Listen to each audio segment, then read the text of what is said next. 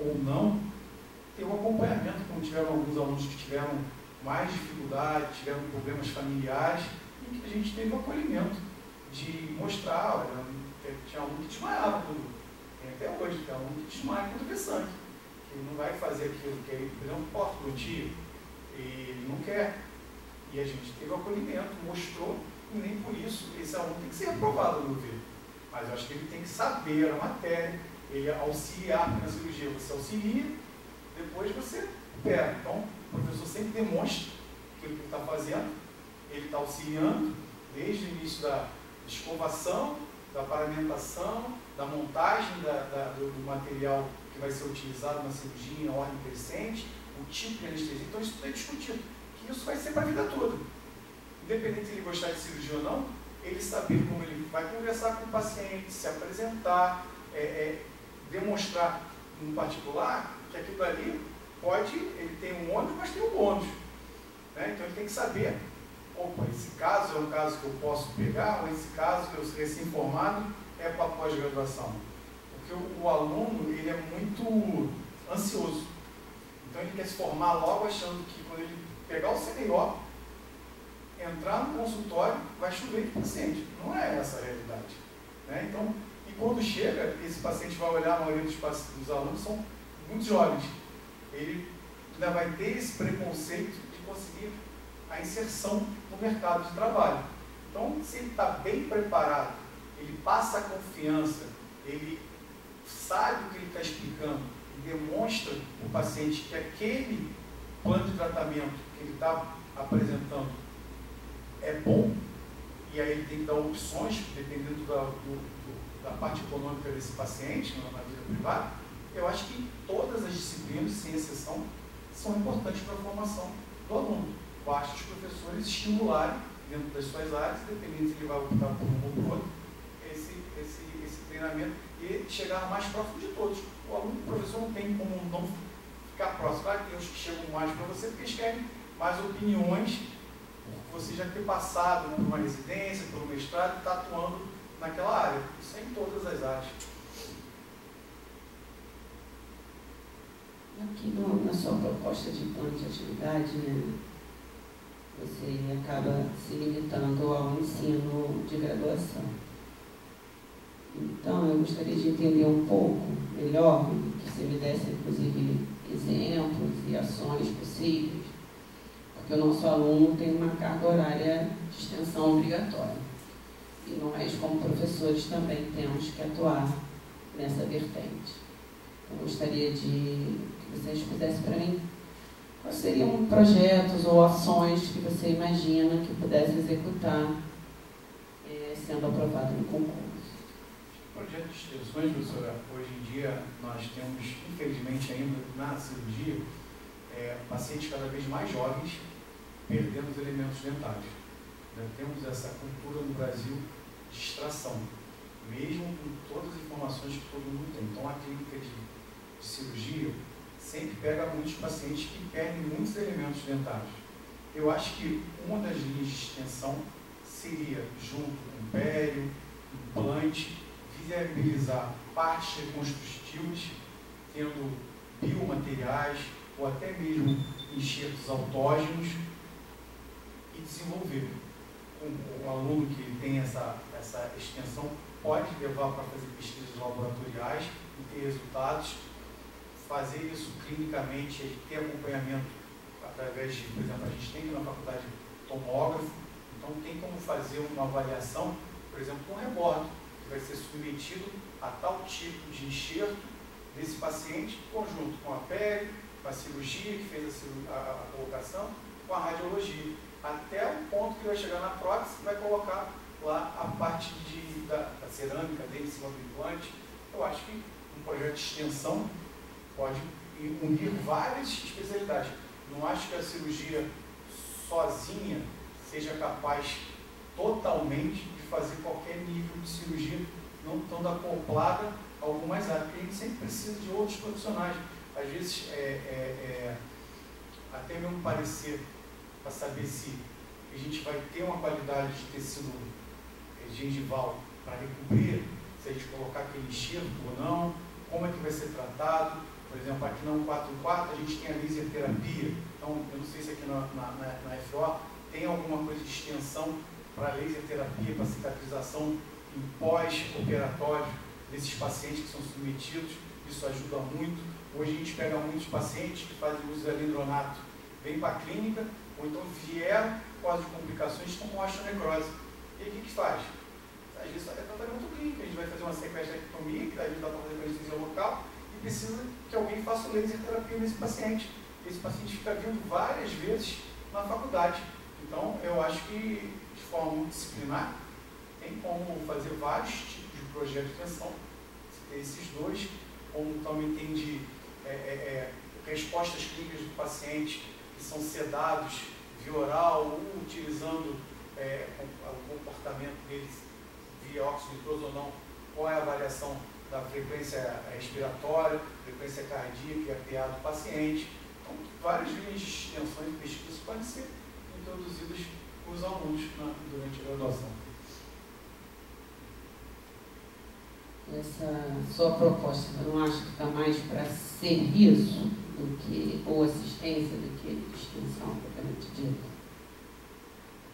Extensão, pessoal, a gente pode ter políticas que são levadas para, por exemplo, para atendimento em pacientes moradores de comunidade. Então, fazer uma triagem, por exemplo, ano passado eu dei aula no Instituto Nacional de Câncer. Então, eu acho que o pessoal da cirurgia, junto com a estomatologia e patologia, pode sim visitar, fazer parte junto com os alunos, identificação dessas lesões, né, dar orientações para a população em geral, mostrar quais são os riscos.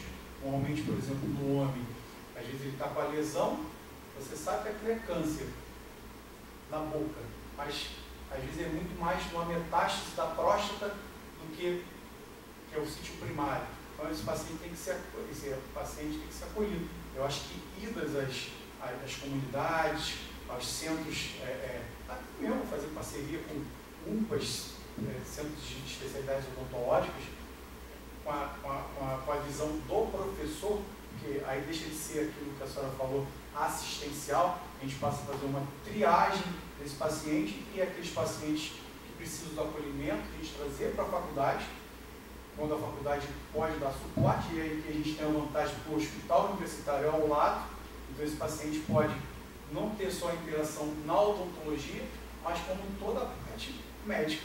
Eu acho que um projeto de extensão que eu vejo bem viável seria essa de combate ao câncer bucal.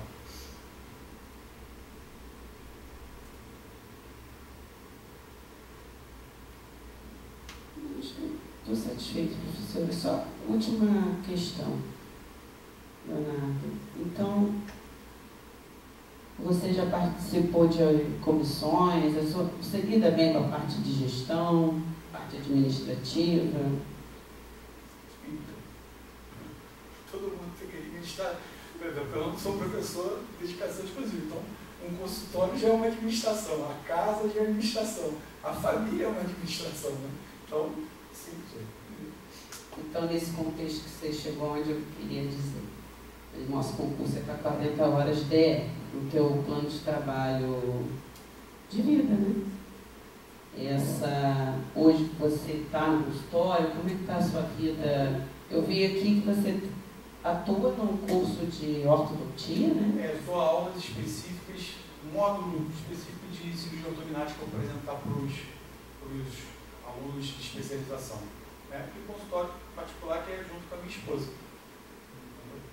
É só essa a minha atividade e venho para cá para fundar umas terças e quartas, desde que sair da graduação para fazer ambulatório e operar na condução cirúrgica. E aí, óbvio, uma pergunta parece óbvia, mas o FRJ vai ser a primeira opção dentro dessas suas atividades. Porque na São Leopoldo eu não sou contratado, eu sou só um professor convidado para dar o módulo. Consultório, a esposa vai continuar no consultório, não tem jeito, faz parte. Tá bom, quero encerrar a minha participação desejando boa sorte para você, na continuidade do concurso, passar a palavra para a professora Ana.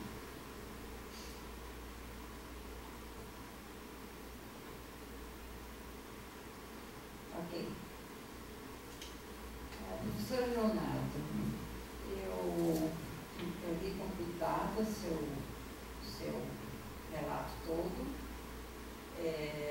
descreve toda a tua experiência dentro da especialidade, pontua com clareza atividades tanto clínicas quanto de magistério, dá bastante informações, dentro de uma trajetória de luta de superação admiráveis. Para fortalecer também esses objetivos, quer dizer, o que te aconteceu não foi empecilho para que continuasse a tua evolução. Então, essa evidência, assim, que é bastante peculiar, né, te aproximou de algum modo da inovação e tecnologia. E eu acho que tu te tornaste um viciado em inovação e tecnologia, sem dúvida nenhuma. E desenvolveu atividades, tanto acadêmicas não, mas de pesquisa, principalmente, com esse foco. É bastante interessante isso. E retrata muito bem no teu plano de trabalho, onde o plano de trabalho se limitou a descrever sobre esse aplicativo que tu estás idealizando, ou já tem como, ou já tem uma certa condição de inserir na grade de ensino e tudo mais. E eu pensei bastante a respeito e fiquei observando as tuas respostas ao professor Renato e vi que realmente a parte de pesquisa em termos de tecnologias e inovação, ela ficou muito mais no patamar da pesquisa, no patamar da criatividade, da criação disso, do que propriamente a transferência desses resultados para dentro, efetivamente, do conhecimento, da formação e do ensino do aluno que está começando. Nós sabemos da grande magia que esse tipo de inovação traz para um aluno. É muito mais interessante eu poder observar uma incisão cirúrgica numa demonstração dessas de aplicativo, do que propriamente pensar o que eu estou fazendo.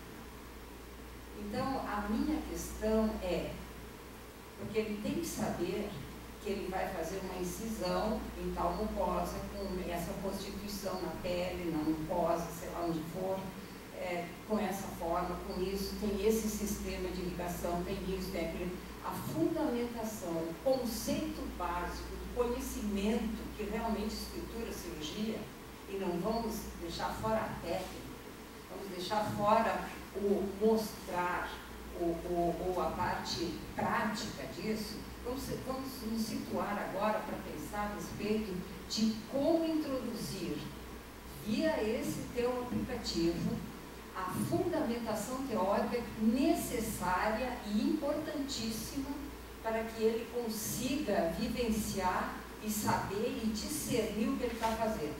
Por quê? Mostrar um vídeo para o seu filho, Matheus, que gosta de ver vídeo, ele é capaz de fazer a incisão, ele é capaz de fazer tudo por imitação. Mas o problema não é esse. O problema é saber que tecido está trabalhando, como é que ele vai responder, ou qual é a expectativa de resposta. Então, isso é que me preocupa. Eu acho que o que se pode mostrar e na sequência toda visual, eu acho muito interessante.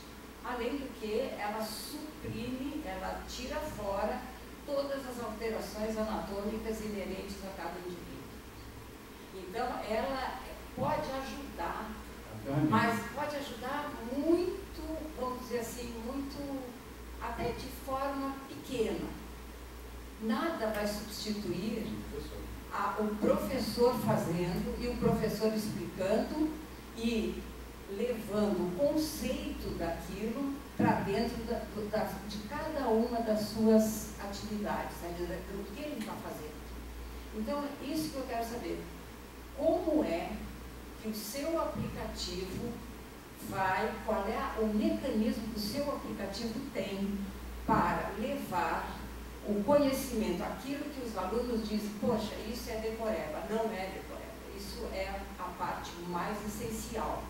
Então eu quero saber o que o seu aplicativo vai dizer, ou simplesmente esse aplicativo vai desconhecer essa parte, porque existem os livros, e vão deixar de uma forma desestimulados, porque claro que o aluno gosta muito mais do aplicativo, isso nós sabemos.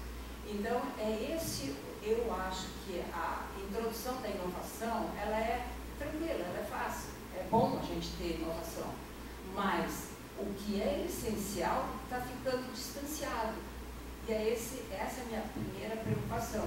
E eu gostaria, então, de saber qual é a estrutura, quais são as ferramentas, eu não sei, eu não conheço montagem de aplicativo, mas qual é a forma de se levar esse conhecimento teórico, que é extensíssimo, e quanto mais melhor, para dentro de um aplicativo que vai, vamos dizer assim, colocar tudo numa caixinha para o aluno. É isso que eu quero saber.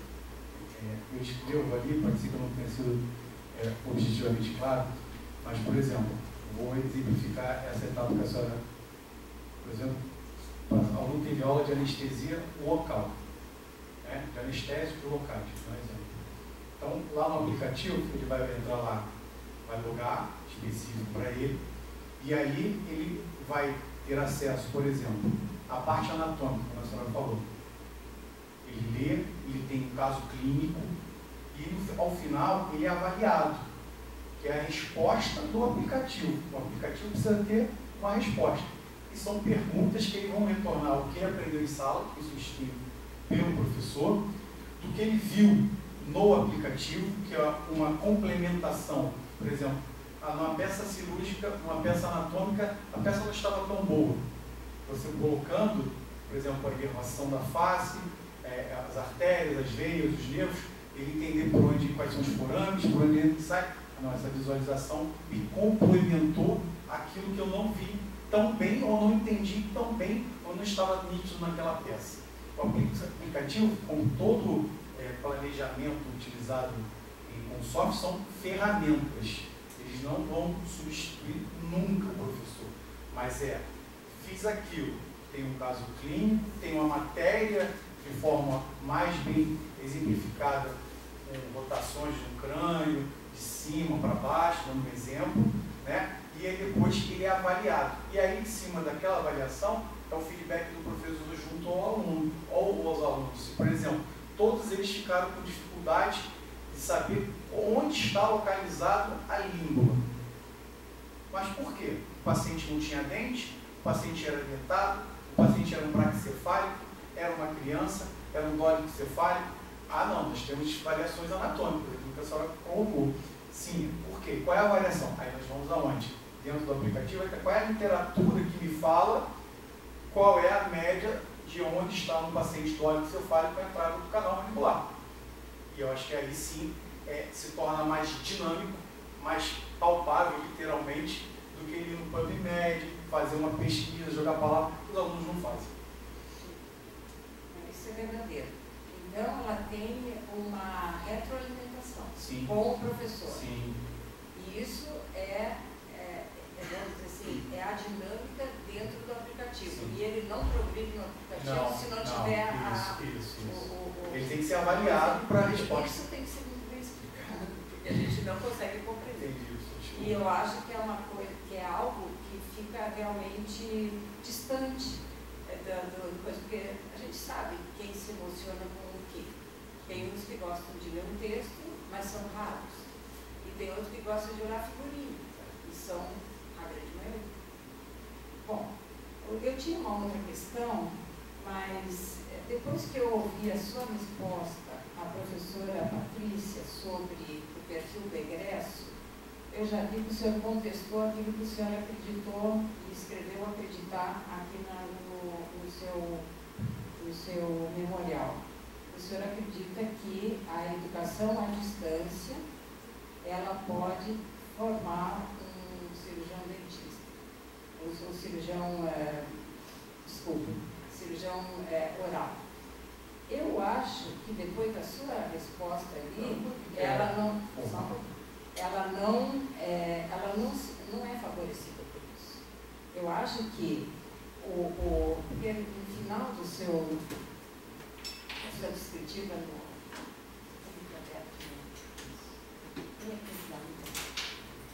já está aberto. Tá? Diz assim, a educação à distância pode oferecer melhor flexibilidade para o aprendizado. O conceito, ou melhor, o formato de educação à distância não é isso aqui. Isso aqui é aquilo que nós estávamos discutindo agora, um minutinho atrás. Essa interação de complemento, essa interatividade. Então, eu acho que esse termo não deveria muito ser usado. Não deveria ser muito usado. O que eu quis passar que seria como complemento. Exatamente. Não o aluno ser formado, porque não tem como formar um aluno para fazer incisão à distância. Pode ter ficado. Não, ficou dúbio. Desculpa, professor, eu acho que o problema não é fazer um cirurgião formado EAD e nem aprender cirurgia, muito menos.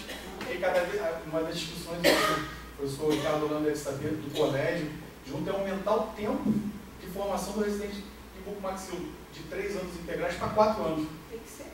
Entendeu? Então, na realidade, é um complemento, um reforço. É um reforço para a formação dele, ou seja, é mais. Interação. Ele poder, por exemplo, hoje, como faltou luz, não teve atividade na faculdade. Se ele está em casa e lá tem um aplicativo, ele está em atividade, ele não está ocioso. Seria isso. Ou o livro também, mesma coisa. Exatamente. Tá bom. Desculpa por não ter sido tão me expressar bem. Quando a gente fala à distância, utilizar o meio do computador virtual, exatamente. Não é transformar uma formação EAD. Não, é por isso, exatamente, por isso que o seu aplicativo ele tem que ser extremamente dentro das normas didáticas do aprendizado. Não é uma informação complementar, pelo menos tem como proposta ajudar a formação. Então, eu acho que ele é muito mais profundo do que qualquer aplicativo que a gente para começar no primeiro período, para ele ter contato e sendo seguido, não é chegar só na cirurgia para usar o aplicativo. Ele vai, por exemplo, na senhora é ortodontista, ele vai, até chegar na ortodontia, ele já viu o que eu preciso saber de uma cefalometria, como que eu extraí da tomografia e transformei numa teleradiografia, numa panorâmica. É uma construção durante a formação dele, não é pontual só numa disciplina. Bom, olha, se o senhor for realmente classificado, está convidado a fazer esse aplicativo para toda a escola, mas com finalidade didática. Sim, claro. Didática. Aí será um prazer. Tá bom. Muito obrigada. Então, nesse instante, eu encerro os trabalhos de arguição do candidato Leonardo e gostaria de convidá-lo, então, a se ausentar da sala. Obrigado, senhor. Eu agradeço a forma cortês que a banca se portou comigo. Muito obrigado.